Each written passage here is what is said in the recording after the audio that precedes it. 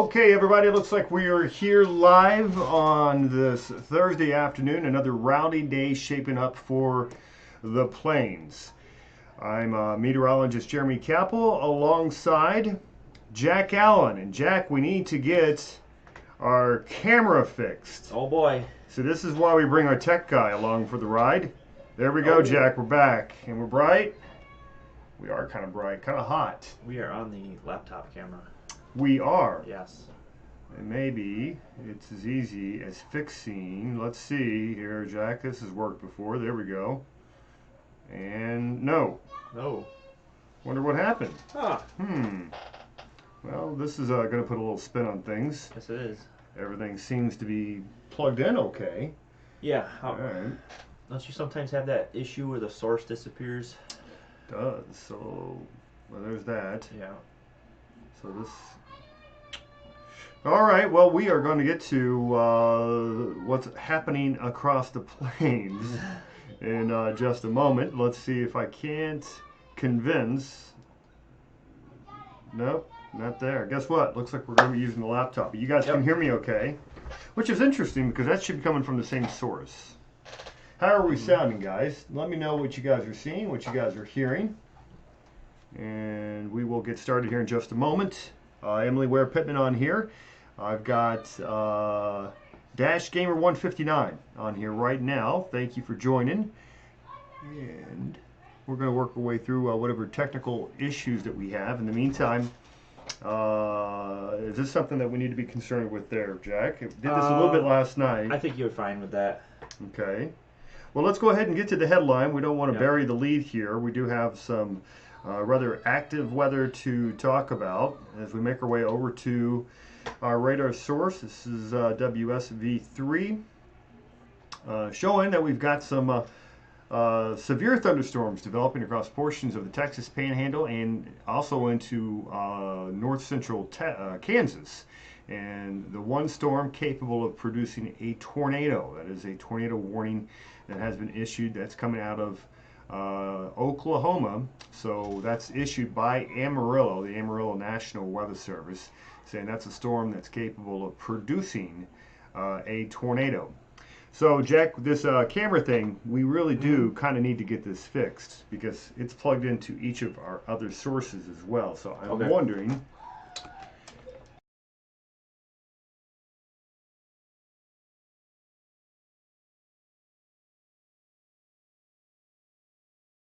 So let's try to get this figured out, and I'm also eyeballing again what's occurring with that storm over the Oklahoma Panhandle, and it's showing some decent rotation. If you guys just bear with us while we kind of go through the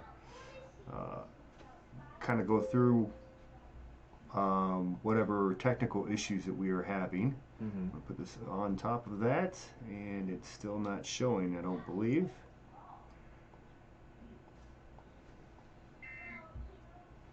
So here it is. So maybe I should just add it back in organically. Oh, we're back right there. We are? We are back. Okay. It's almost like magic. Yeah.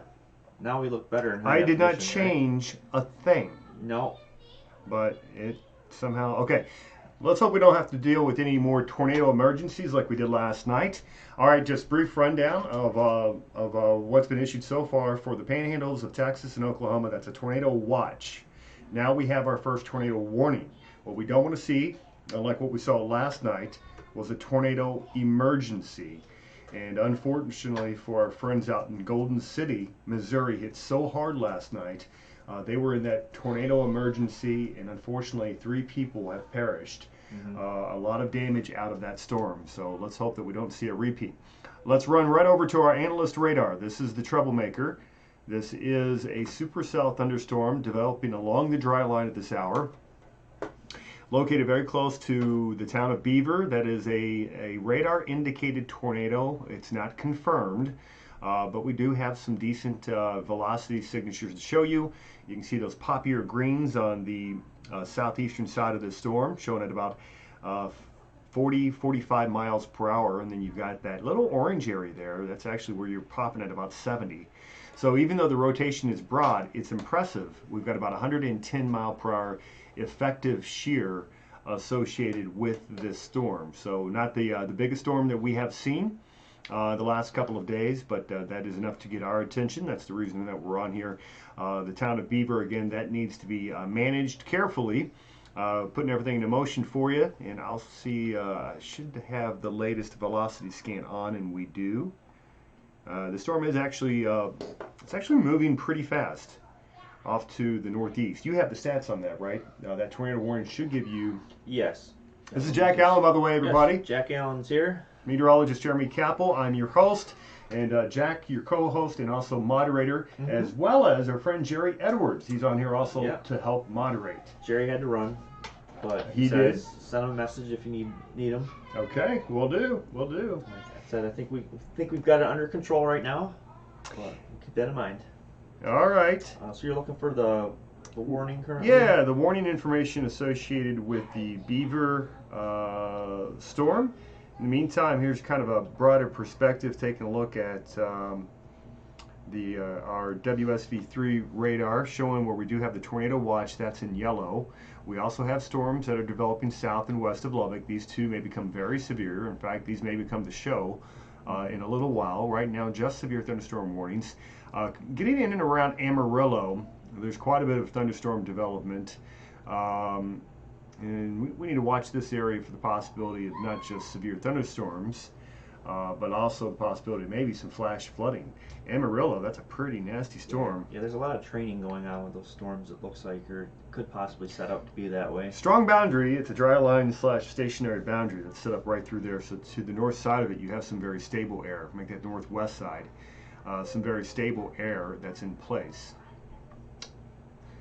Yeah, that tornado warning, by the way, was for Beaver, Oklahoma, till 5:15 local time, Central Time. Severe thunderstorm capable of producing a tornado is located 5 miles south of Flores or 10 miles west of Beaver, moving northeast at 30 miles per hour. Okay, very good.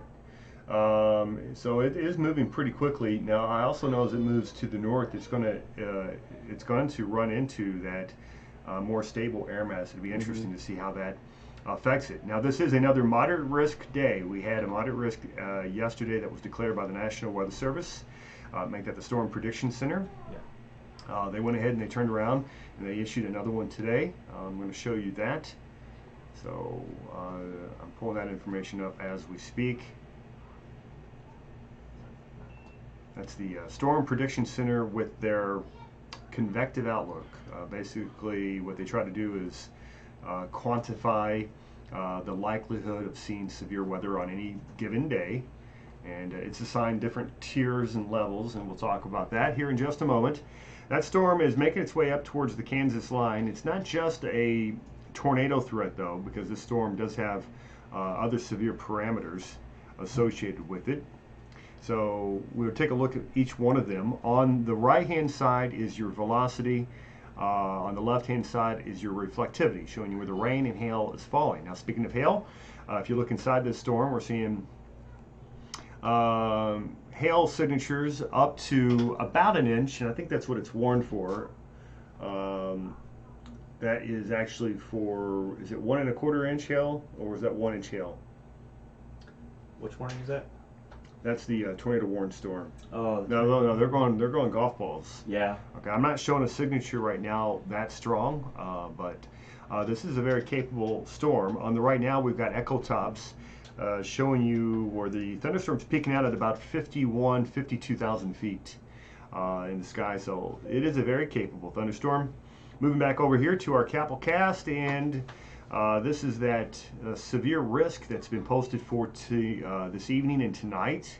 That severe risk does include from Kansas City to Midland. That's a slight risk.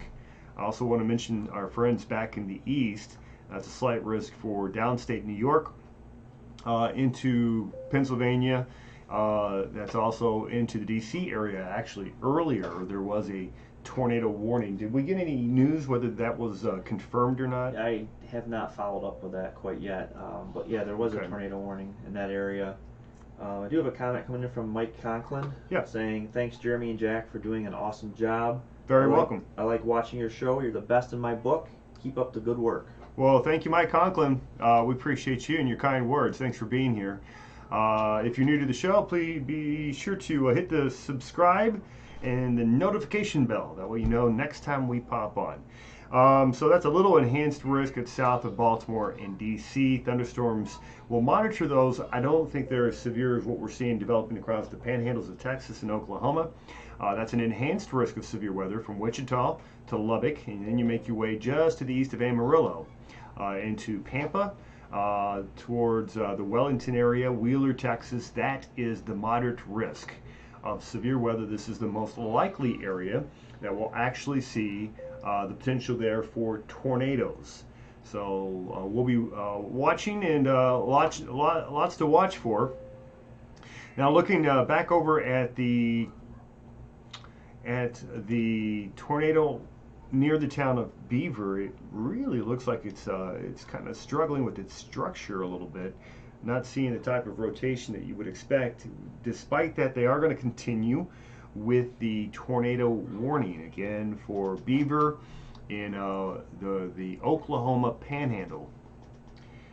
So we'll be monitoring again very closely, looking to the south, additional strong and severe thunderstorm warnings. Here's the latest with that tornado warning. This was just issued. Well, they don't have the update on there. That should be coming in a moment.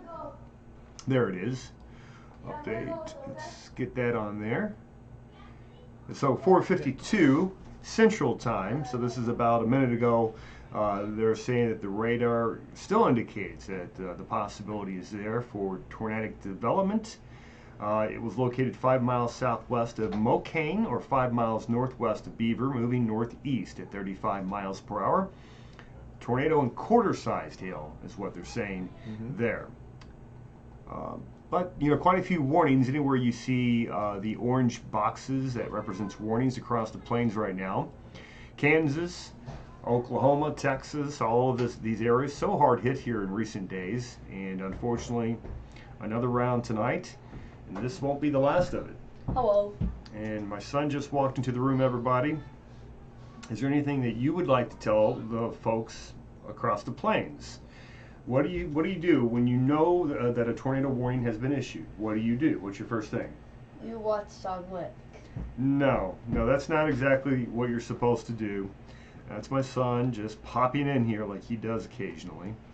Mike, yep, you're very welcome. We just read that comment. We've got, we're going to go back over to our analyst radar. Well, actually, we are on analyst. What I wanted to do is talk a little bit about the setup associated with this, the storm system that we're seeing right now, which also will, there it is. So we've decided to take kind of a broad look, and Jack, we had the major episode that occurred here. Was it Monday night? Monday night. We had the high risk that didn't really pan out. Yeah. I mean, there were tornadoes. Right. And we know that the ingredients were there. I know there was at least one. Somebody's at the door. One strong one that we had Monday night. I forget the locale that we were tracking that in, but there was a pretty pronounced debris signature on the one we were tracking Monday. It was that the one in Nebraska that I'm remembering? It is interesting how these things work out, because just because you have what appears to be a great setup on paper doesn't mean that you're actually going to end up with a major outbreak. And then last night, we had plenty of ingredients, but it was just a moderate risk, and it turned out to be one heck of a tornado outbreak. Okay, can you handle this? Because we're live on YouTube right now. That's my daughter. This is the biggest hazard of doing these shows from your home office. He's just like that one guy that became famous and viral when he was live on national news, and the baby came through the door, and the mother was dragging him by the hand. I remember that. Yeah. Well, these aren't quite babies. Well, they're close enough. They're pretty young. My son is 11 and my daughter's 8. All right, new information coming in from the Weather Service. I heard. That's out of Lubbock. That is out of Lubbock. What do you got? Severe thunderstorm warning, tornado possible. Wind 60 miles per hour. Hail 1 3/4 inch for Terry in Yoakum, Texas, till 5:30 local time. Very good. Thank you for getting that information out. What you're looking at here is actually the enhanced infrared satellite imagery showing you those thunderstorms that are just absolutely blowing up across the plains. Now, we think the atmosphere is fairly stable. You make your way north into Nebraska, and honestly, much of western Kansas it's pretty stable, at least at the surface. So we don't expect a lot of severe weather, maybe some large hail. But once you get towards the Oklahoma and Texas panhandles, that's when you're getting high heat and high humidity. And that's what I want to show you here. Is we should be able to overlay some products that gives you an idea of how unstable the atmosphere is. And here's the first product I want to show you. This is called CAPE. It stands for Convective Available Potential Energy. What does that mean? Well, it's the amount of energy that's available for these thunderstorms to feed off of. Now, if you're looking closely here, you will notice that you go from like the cool colors where you've got that purple line. That purple line is basically the threshold of no CAPE to a little bit of CAPE. So when you don't have any CAPE, at least at the surface, you're not going to have the potential really of tornadoes. You're just not. But when you get those higher CAPE amounts, again, convective available potential energy, it's basically fuel for the thunderstorm. When you get down here into those areas in red, orange and red, you're talking about 3,000 to 4,000 units, it's joules per kilogram of CAPE. And that's basically like jet fuel. A thunderstorm is fire, and that's jet fuel. So if you want to accelerate these storms, you allow these storms to run into that. And they're beginning to feed into, again, some higher values of CAPE that's going to allow these storms to sustain and grow as we go on into the evening hours. So that's one product I wanted you guys to become aware of. We can also show you this using our visible satellite imagery. It's also showing you the same thing, but we're just showing you what it looks like from outer space. If you were in outer space with your naked eye, this is what the visible satellite would look like to you. I've got that, of course, with the CAPE. You would not be looking at the CAPE. With the CAPE off, you can see the thunderstorms developing. It's like it's kind of like when Superman goes back into his suit. He takes the CAPE off. Yeah. So sorry, I had to go with that reference. It was just right there. It's too easy. All right, let's go back over to some radar sources. And do we have any new comments, Jack? We have Chocolate Piz is saying hello. Hello, Chocolate Pez? Like Pez dispenser? Piz, P-I-Z-Z. Okay, we're seeing that rotation really ratcheting up, by the way, just to the west of Beaver area. Yeah, it does look that way. So let's get some numbers on here for you. Oh. It was just, it may have been that may have been some bad data. Yeah. Never mind. I honestly don't think this is a very threatening looking storm. Tornado warning will expire here at 5:15. So 5:15 Central. So about 15 minutes. I don't see a whole lot in the way of wind field. Mm-hmm. We can take a look at the inroads. I don't think you're going to find much. There isn't much. Yeah. So the storm not all that impressive. As we make our way to the south, north of Borger, that's a severe thunderstorm warning. Taking a look at the wind field there, you do have a little bit of a rotation with that, but it's fairly broad. It's not the strongest storm that I've seen. And this is actually the Dodge City radar, so I want to get closer to these radar beams. So we're going to go over to Amarillo, and I'll have that source up for you in just a moment. In the meantime, I think now would be a good opportunity for us to investigate what's happening further east. As mentioned, this is not the only part of the United States that's experiencing severe weather. We did have some showers and storms locally for western New York. I want to throw that out there for my friends that are watching from western New York. That's where we're based out of here in Rochester. But the storms that moved through were sub-severe. I know the Weather Service had put a very broad watch. That was a very broad watch. Yeah. I don't agree when that stuff happens, because it kind of cheapens when a real severe it does, and I think that is a real issue there. It is with the credibility, if you want to call it that, or you kind of lose the importance of. You do. It's called it's called cry wolf syndrome. Right. If you say wolf too often, nobody's going to believe you. Yeah. After a while, people will just drown you out, and that's why I think you really need to be careful. It's one thing for severe thunderstorm and severe thunderstorm warnings, but it's another thing when you start throwing around tornado warnings too loosely. I think that's incredibly dangerous to do. You do the public a disservice, because then what happens? It's like, well, you devalue it, and so you don't necessarily act. I know this is relatively minor on scale compared to some of the other severe weather we're covering here, but there is a storm out on Lake Ontario that's producing some hail, so we do have a special marine warning out for that. Well, let's go do some investigations, shall we? We should do that. And I do know that there's a front that's moving in, and it's going to bring the potential of some showers to western New York here over the next hour or two. So I just want to point out that we've got severe weather ongoing across the lower Ohio River Valley. Make that the Ohio River Valley. Multiple severe thunderstorm warnings there. We'll come back to that. I want to take a look at the Mid-Atlantic, where there's an expiring watch. There are several marine warnings there. I don't see an active severe thunderstorm. But you mentioned up here for western New York, and since we're here, there's a look at it. And you can see as we put this into motion, that is growing upscale a little bit. It's hard to believe, but that's when you know you're getting the effects of the lake. Basically, you're getting that southwesterly wind. It hits the lake, it forces the air to rise because it's much colder and denser below it. There would be no chance of that becoming severe anywhere near the lake. But once it comes on shore, you know, if it was able to maintain intensity, it would have a shot. Timing will be critical because, you know, we're at peak heating right now. We may have to come back to that, and we will. So again, the different areas that we're watching for you. Severe thunderstorm warning. This is coming out of Lubbock, saying tornado possible. So we want to monitor that as well. So lots of active weather. Again, nothing as dangerous as what we saw last night yet, but there is that moderate risk of severe weather. So we wanted to acknowledge that. Yeah, I do have a report coming in from National Weather Service. Okay. Out of Amarillo. They are reporting that some of this hail is getting up to golf ball size with this storm. Golf ball sized hail, and that's coming from Amarillo. Yes.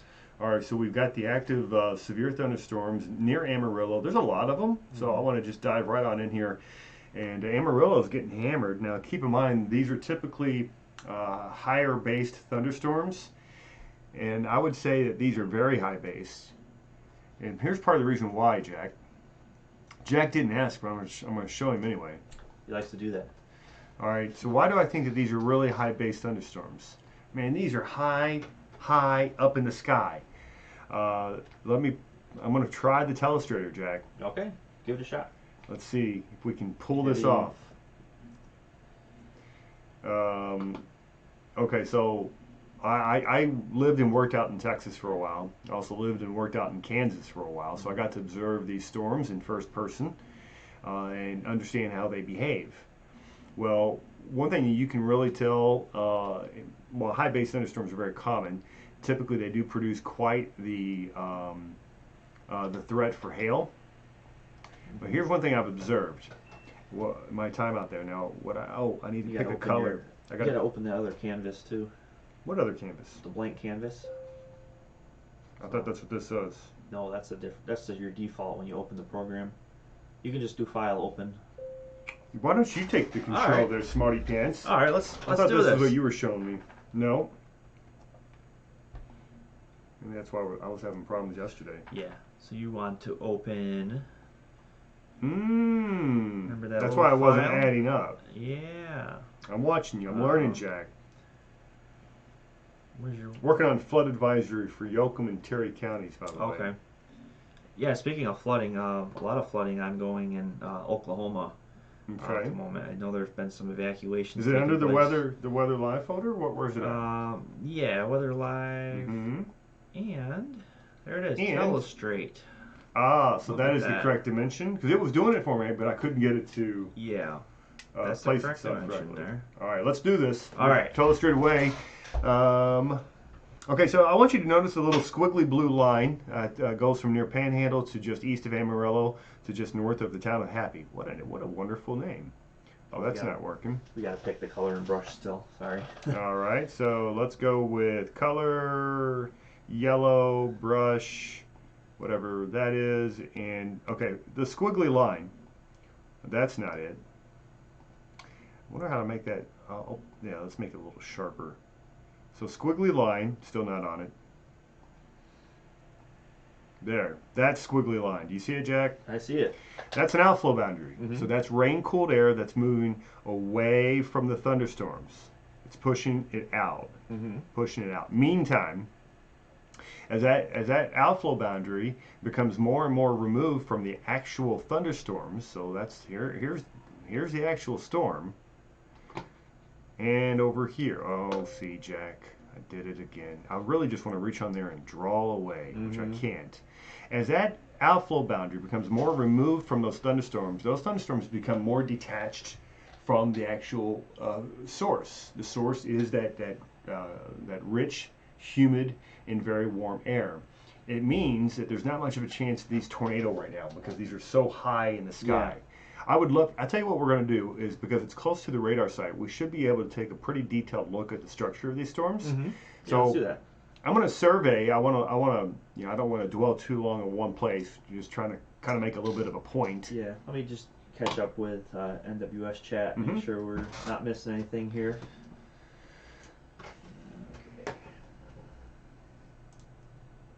Yeah, you mentioned that they're working on the flood advisory.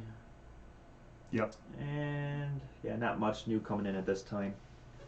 Okay, so really this is just kind of a story in progress. We'll continue to monitor here. There's new information. Amarillo.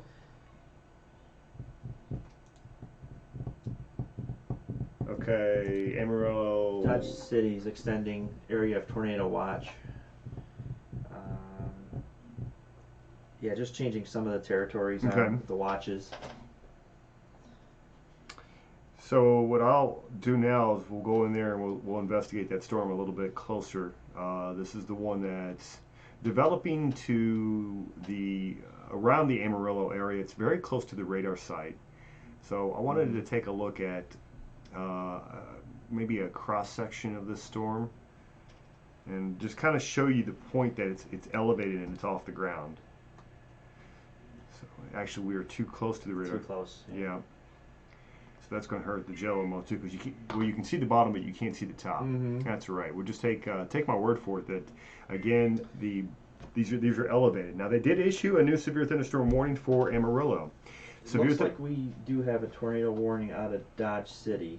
Dodge City went ahead and issued. Looking for Meade, Kansas. Okay.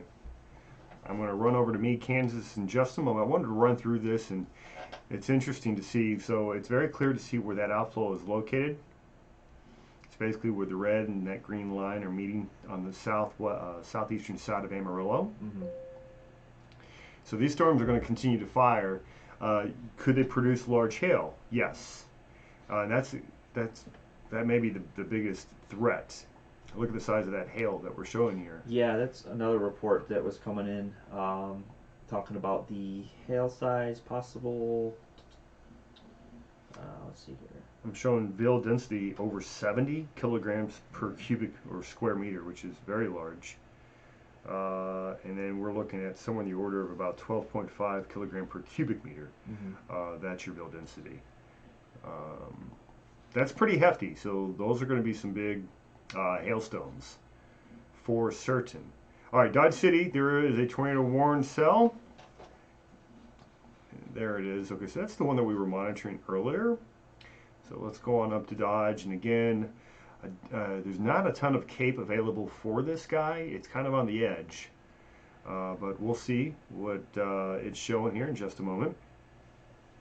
In the meantime, I'm going to take you guys back out to a wider view, and this is our again our default radar, kind of showing the big picture, everything that's going on.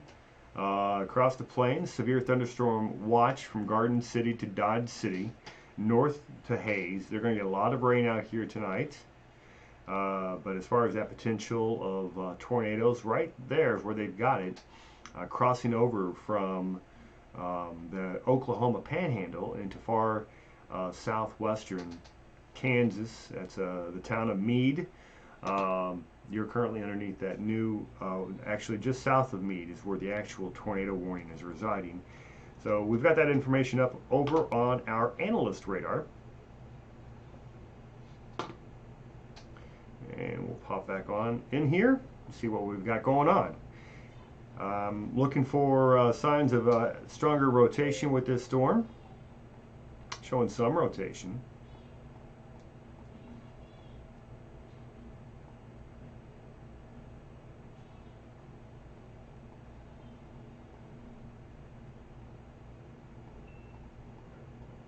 Okay, let's go ahead and pop that on. There's a marker there. 1, 2, 3, 4. I'm kind of recalibrating the storm relative motion with this and see if that will help us detect again any tornadic rotations. I'm not really honestly seeing a whole lot, Jack. I don't. Yeah, it doesn't look that way. I was watching from back here. And it makes sense based on what we know about the atmosphere. Mm-hmm. At least there's just, it's not in that richer cape. It's right there along the boundary though, which is that dry lines slash stationary boundary. I want to say welcome to Jacob Rubio. I believe he was on here before, so Okay. thanks for coming back. Thanks, Jacob. Good to have you on here. Looking back, this is the visible satellite. We're throwing the cape on there. So that storm, again, if you take what the Storm Prediction Center is showing, I'm gonna take this to a sub-regional section. Let's go a little tighter if we can. Will it let us? I believe it will. Right there. This should help us. Okay, good. Look at this image here. So that, can I throw the warning on too? If I can, that's really good. I don't know if I can. Yes, I can. It says I got watches and warnings. Okay. All right, this is about to get more interesting for a meteorologist. I can tell you that. All right, this is cool. I want to stop you. Oh, slow down. Just stop. Stop, stop, stop. All right, so if you look closely, those colored lines, those are representing values of CAPE or convective available potential energy. What I want to do is I want to look at where that actual warning is. Okay, so this doesn't have the latest warning, but you can see where the red warning is. Look at that and look at the yellow block immediately to the north of that. And I'm going to take that off. I want you to keep your eyes right there because that is where we are seeing CAPE values of where the tornado warning is. I don't see a CAPE value higher than about 750 units. That's not a lot of CAPE. No. Now, if that storm builds south or east, then you're in the money because that's about 3,000 CAPE that's located right there over far northeastern sections of the Texas Panhandle. So that's where the money is. If those storms begin to train and feed into that, then I think we could have a show. Mm-hmm. But until they start moving in that direction, I just don't think it's there. I think it's going to be a wait and see type of a game. Going back over to analyst radar, again, the storm of interest is located right here. They're calling this a tornado warning. I'm just not seeing a lot. And clouds are starting to roll in here locally. Looks like we might have a little shower here shortly. That's what it feels like. Some of my friends were asking me if it could rain. I'm about to get together with our community group here in a little bit, and I said, well, between 6 and 7 we'll have an opportunity. So that may actually There's the opportunity. May actually pan out. So, all right. Well, let's take a broader look at things, and we're not going to probably spend too much more time on this particular feed. Again, I don't want to feed into the over-warning process. I do want to, for the folks there across the that part of the plains, the high plains of western Oklahoma and Texas particularly, there is a moderate risk. I showed that. Let me pop that back on here by the Storm Prediction Center. So later on this evening, this area may become more active once these storms move east of Amarillo, Pampa to Childress. So we're going to try to monitor the situation remotely. I don't think, if we need to do another video update, we will. But I thought it was just important, just since this is a new program, that we continue to be consistent with getting on when we can, when we're available. We're not always going to be available. Last night we had a great show, by the way. Unfortunately, there were fatalities associated with those storms. I'm glad we were on. I'm glad we were out there helping with the warning process. I think what's great about that too is that we had people watching from those areas that were being impacted. A lot of people were very concerned. What's going to happen in my town? What's happening? What's going on? We did. And we were able to provide those answers to them and give them a little peace of mind if they were in the clear, and if they weren't, give them a little more advanced warning and heads up. So that's what it's all about. Service. And one thing I want to keep making with this particular program is that, Jack, there's a lot of misinformation out there when it comes to absolutely. severe weather tracking, severe weather analysis, and forecast online. You can run into all types of just who knows where this guy came from. He's calling himself a meteorologist. He may know nothing about meteorology. He may just, I heard them saying this, so I want to say this, and there's a lot of that out there. Just know that with this program, you're not going to get that. I've got 20 years broadcast meteorology experience. I've got my American Meteorological Society seal of approval. I'm a certified broadcast meteorologist, have been for a long time. And I've got forecasting experience from Texas, Kansas, Mississippi, Indiana, Kentucky, and New York, Great Lakes, Plains, Ohio Valley, and Gulf Coast. So you name it, I've probably seen it. So I'm going to shoot you straight. This is a no hype zone. You guys come on back again for next time. Be sure to hit the subscription and the notification. That way you know when we're on, but we appreciate you guys being here. Patty McMillian, prayers, especially Wichita. Now she knows she's got her daughter down there in Wichita. I'll be watching, Patty. If we need to get back on, we will. James Stoddard, what do you think about Northwest Pennsylvania tonight for twisters? I don't think there's going to be a very high risk at all, to be quite honest with you. But let me check a couple more data points here before I say that with any bit of certainty. But Northwestern, you're just not going to get the type of instability that you need. You're going to see a boundary move through, and I can show you what I'm talking about. You guys keep me talking, you all keep me on here. But this is Northwest, so this will show you also Western New York, those that are interested. We've got the showers that are rolling off the lake right now. I'm going to turn my radar around to Buffalo. Let's go. Let's go Buffalo. Let's go Buffalo. Let's go Buffalo. All right. Okay. So I'm going to have the Buffalo radar up in just a moment. We'll have that just one last look at it. We just need to look at it. In the meantime, this is your future radar. As we go throughout the rest of the evening, tornado chance for, I just don't see it. I see a very narrow window where you could shower, you could have a thunderstorm. You don't have the instability that would be required for tornadoes in Northwest Pennsylvania. Make sure that I'm not missing anything here. So this would be right about now. Again, they'd already be going because you're going to lose out of that instability very, very rapidly here as we go throughout the course of the evening. And then going back over to Buffalo radar, and here you go. For our friends here in Western New York, we do have a storm that is approaching. Buffalo, you did not automatically populate, but this will be sliding through the region here as I'm going to take off the national. Anybody that may be watching here from Western New York, here's a look at your latest radar. I think you have MRMS on. Do I? Oh, yes, you do. I don't like that one. Yeah. It's no good. So here you go. And put that in motion. You see those showers again. You said that there was a special marine warning issued for that. Do you have that layer turned on currently? Probably not. They just annoy me. Yeah. There it is. Okay, so it's looking like it's moving out of that box. For what it's worth. Yeah. So that's about it. One last look across the plains here before we leave you guys. There we go. Analyst radar is up. and some healthy thunderstorms for sure. I just don't see anything tornadic at this time. Weather Service wants you to monitor that storm south of Meade, and so I would advise monitor.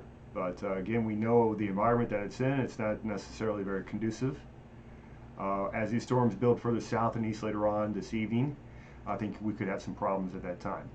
Otherwise, that's it. Jack, anything else you want to add before we close?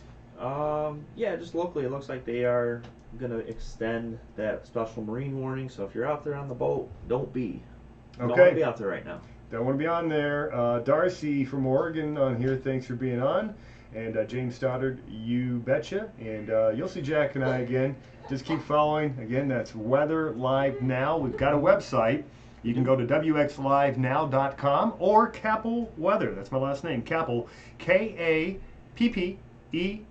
2 L's. 2 P's, 2 L's. Thanks, guys, for joining us. We'll be back. We'll be chatting again soon. You guys have a great night.